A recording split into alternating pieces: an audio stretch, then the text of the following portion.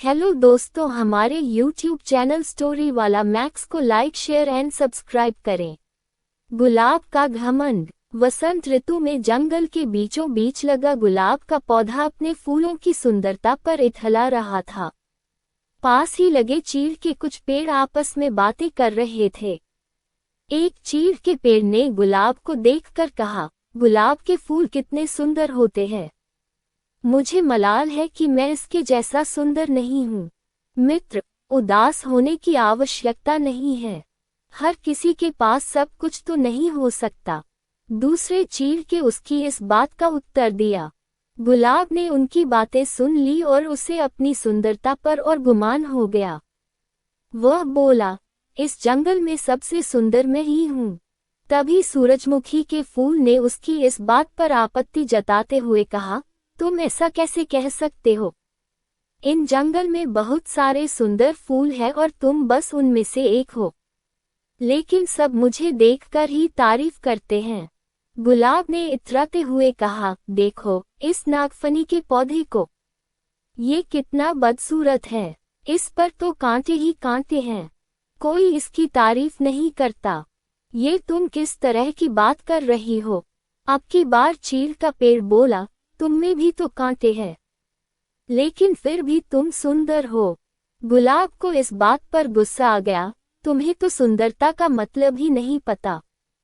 तुम इस तरह मेरे कांटों और उस नागफनी के कांटों की तुलना नहीं कर सकते। हम में बहुत फर्क है। मैं सुंदर हूँ और वो नहीं। तुम में घमंड चढ़ गया है गुलाब। इतना कहकर चीड़ के पेड़ ने अपनी डालियों दूसरी ओर झुका ली। इन सब के बीच नागफनी का पौधा चुपचाप रहा, लेकिन गुलाब ने गुस्से में अपनी जड़ें नागफनी के पौधे से दूर हटाने की कोशिश की। लेकिन ऐसा संभव नहीं था। कुछ देर प्रयास करने के बाद गुलाब ने चिढ़कर नागफनी के पौधे से कहा, तुम एक निरर्थक पौधे हो।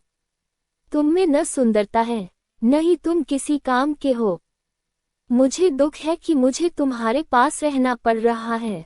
गुलाब की बात सुनकर नागफनी को दुख हुआ और वह बोला, भगवान ने किसी को भी निरर्थक जीवन नहीं दिया है। गुलाब ने उसकी बात अनसुनी कर दी। मौसम बदला और वसंत ऋतु चली गई।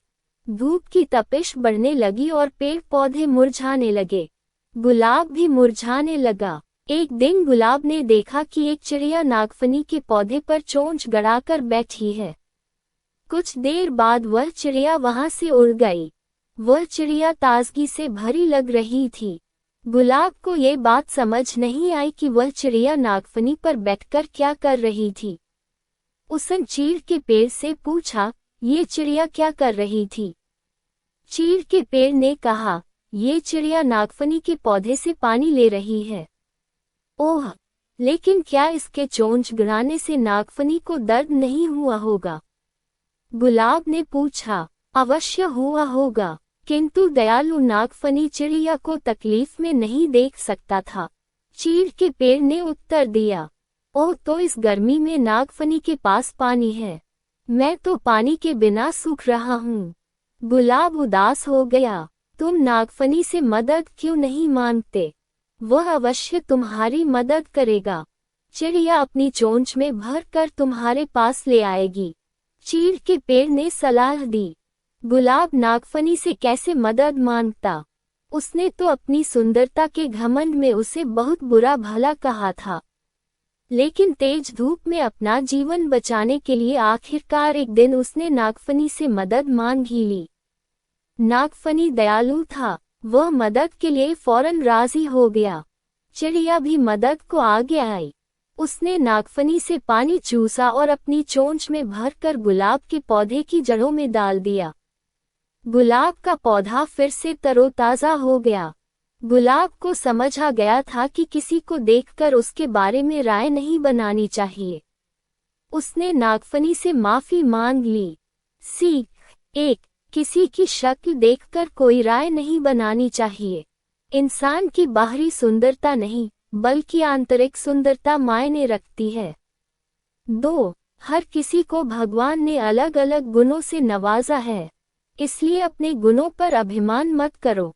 एक दूसरे की सहायता से ही जीवन आगे बढ़ता है।